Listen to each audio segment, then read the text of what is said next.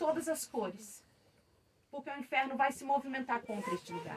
Mas você tem que lembrar dessa palavra. Você tem que se lembrar que uma mulher fez uma aliança com Deus. Ela faz um voto com Deus. Ela faz um voto. E às vezes a gente acha que fazer um voto com Deus é acender uma vela. É fazer algo do tipo. Não tem nada a ver. Um ato profético é você dar um sinal para Deus. Quando essa porta foi aberta.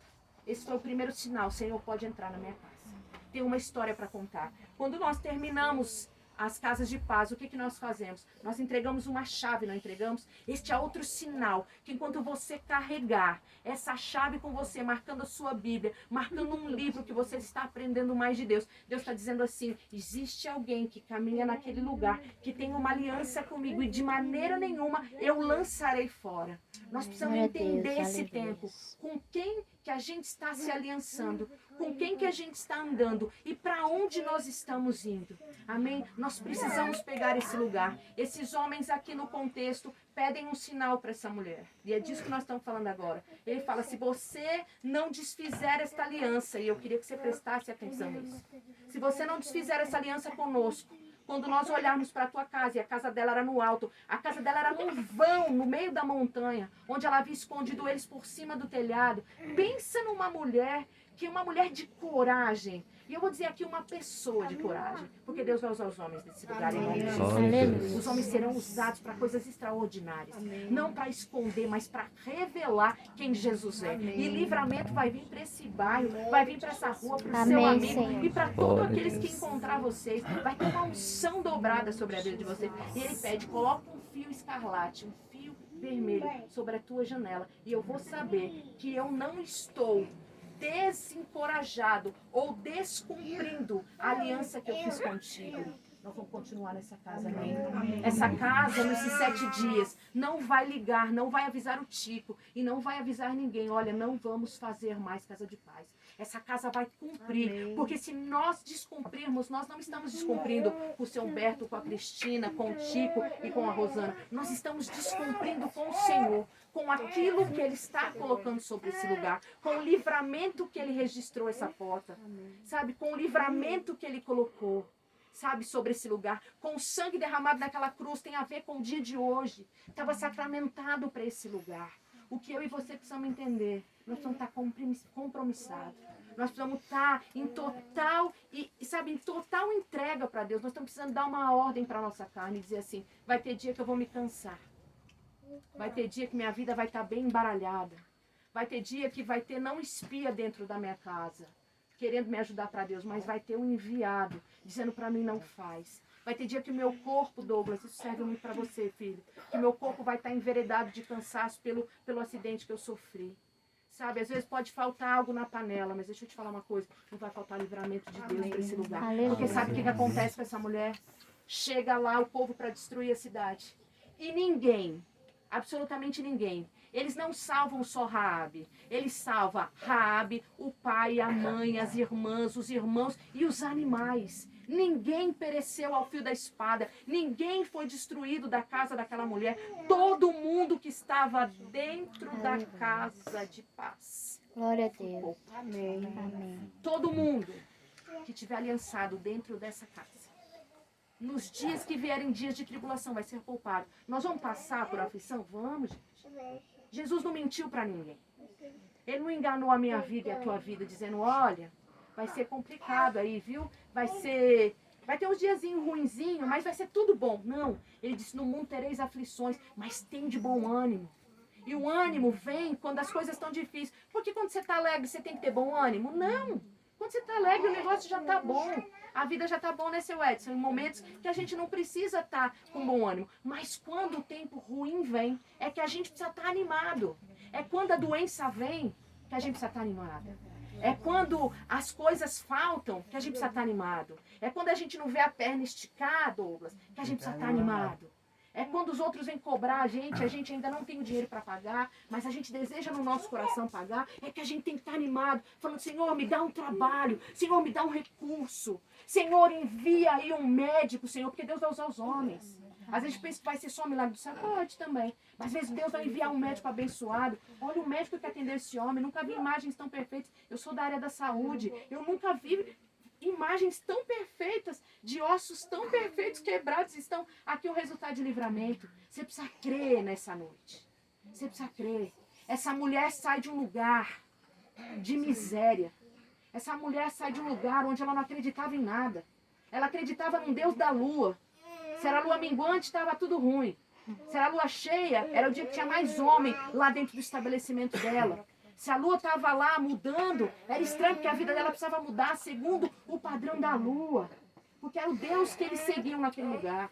Mas deixa eu te falar uma coisa, a gente a gente segue um Deus vivo. Que tá ruim, nós segue o Deus, tá bom, nós segue o Deus. Nós estamos mudando, nós segue o Deus. A gente precisa ir para esse canto, a gente precisa estar entusiasmado com Deus. A gente precisa estar seguindo com Deus. Vai ter dia que nós vamos estar entristecidos, mas Deus vai mandar homens e mulheres como mandou para essa casa, amém?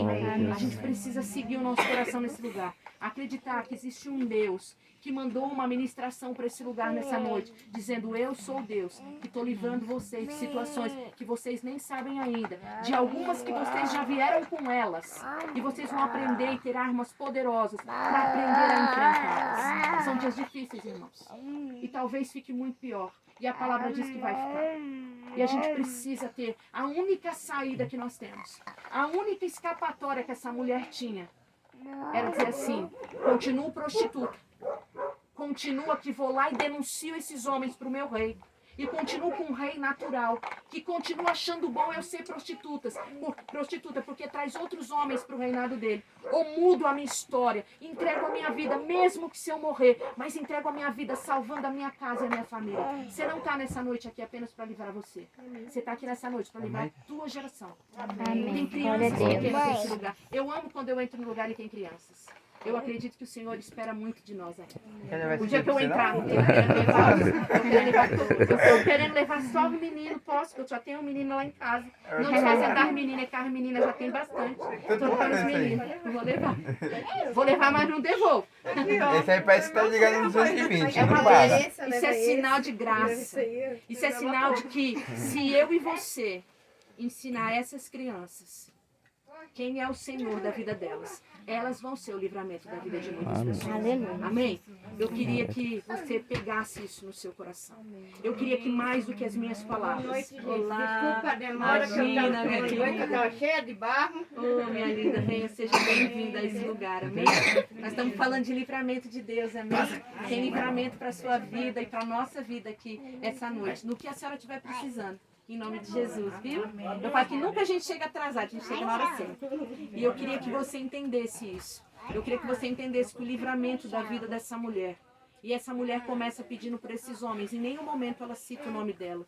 Ela diz, se eu fizer uma aliança com vocês, ela estava dizendo, Senhor, se eu fizer uma aliança com o Senhor nesse dia, o Senhor livra minha mãe, meu pai, meus irmãos e todos aqueles que estiverem. Era isso que ela estava falando. Nós precisamos se levantar nesse tempo.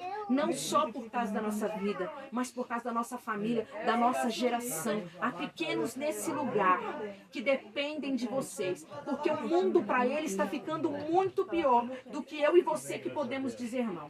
Se nós olharmos, eles vão precisar entender quem é o Deus do livramento deles. E nós precisamos entender nesse lugar. Seja bem-vinda, minha linda. Tudo bem?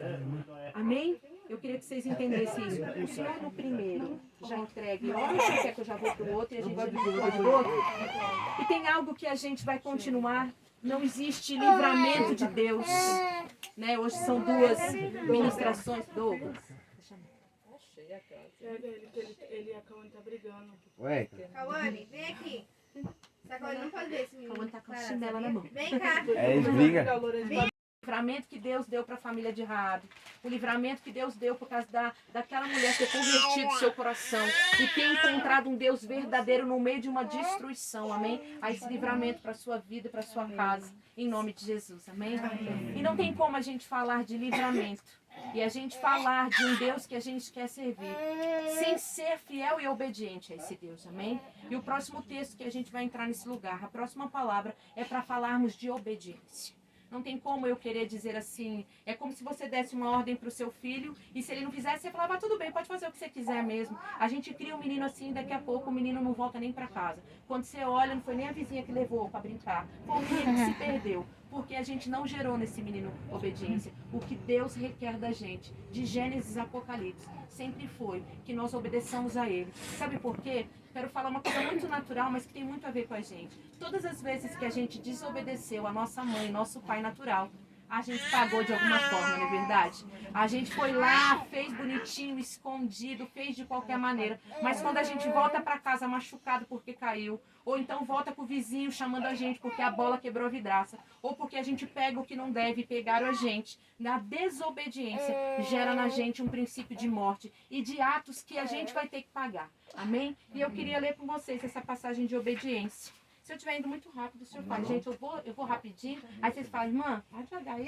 A gente queria ouvir. Amém? A gente está aqui junto. A gente é uma família e uma família vai perguntando. Se não entender também, espera a gente terminar, levanta a mão e a gente vai explicando. Tá bom, meu querido? E eu queria ler o texto-chave. E esse texto tem muito a ver com essa casa hoje. Né? Que a gente está aqui com pessoas que acabaram de receber Jesus. Outras que estão ali, mas que vão acabar recebendo Jesus. Eu creio que tem um sorriso lindo. Só quem sorri desse jeito está sorrindo para Jesus. Né, lindeza? Ela fala, para de me envergonhar. Mas você é uma linda. Eu creio que você vai recebê-lo ainda essa noite, se assim Ele permitir. Amém? Amém. Ele que nos encontra. Érica, né? Érica, não é a gente que vem encontrar Ele. É Ele que nos encontra. Quando eu estava numa casa, numa noite, e era isso há muitos anos atrás, a única certeza que eu tinha no meu coração é que eu não queria Ele. Porque eu ia ter que mudar a minha vida e a minha história. Mas eu sabia que Ele já estava mudando a minha vida e a minha história. Amém? É Ele que nos encontra. Ele te encontrou aqui.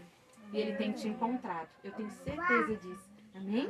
Amém. E vamos lá para o texto-chave que está em Marcos 3, no 20 e 21 e depois 31 e 35. Eu vou lendo direto e a gente vai conversando aqui, que é uma longa conversa essa noite. Amém? O Senhor amava juntar os seus e contar do reino dos céus.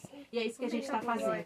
Nós estamos sentados aqui nessa noite, contando como é o reino dos céus, como que Ele contou para nós e como a gente junto está desfrutando desse lugar. Amém? E como a gente deve fazer para entrar nesse reino, em nome de Jesus. E diz assim, e foram para uma casa. A gente está onde? Uma casa. Oh, glória. Já tem um profético aqui. E afluiu outra vez a multidão, de tal maneira que nem sequer podiam comer pão. E quando os seus ouviram isto, saíram para prendê-lo, porque diziam, esta está fora de si. Eles estavam dizendo que Jesus estava fora dele, que estava juntando aquela multidão de novo, e o que ele estava fazendo naquele lugar. E continuando aqui, chegaram então seus irmãos e sua mãe, e estando fora, mandaram-no chamar. E a multidão estava assentada ao redor dele. E disseram, eis que tua mãe e teus irmãos te procuram, e estão lá fora. E ele lhes respondeu, dizendo, quem é minha mãe e meus irmãos? Jesus perguntou para eles. E olhando em redor para que estavam assentados junto dele, disse, eis aqui minha mãe, meus irmãos, porquanto qualquer que fizer a vontade de Deus, esse é meu irmão, minha irmã e minha mãe. Amém? Ele diz que tinha uma chave aqui, né? Ele diz qualquer que fizesse a sua vontade.